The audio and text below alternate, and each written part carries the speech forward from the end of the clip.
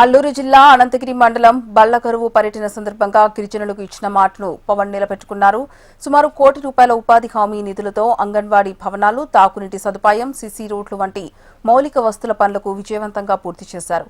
చిన్నారులు, మహిళల విజ్ఞప్తి మేరకు 55 లక్షలతో 3 కొత్త అంగన్వాడీ కేంద్రాలను నిర్మించారు. గ్రామంలోని తాగునీటి సమస్య శాశ్వతంగా పరిష్కరించడానికి కొత్తగా బోరుబావిని వేయించి పైప్లైన్ల ద్వారా నీటి సరఫరాను ఏర్పాటు చేశారు.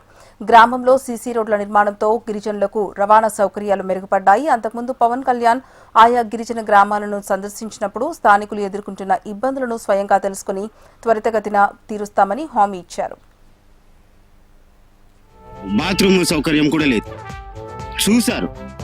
చూసి నోట్ చేసుకుని వెళ్ళిపోయారు.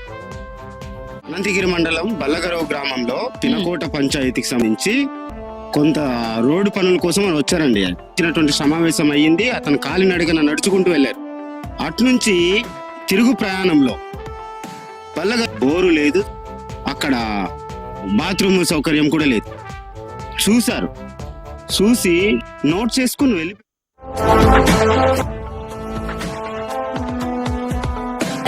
వేలాది వందనాలు.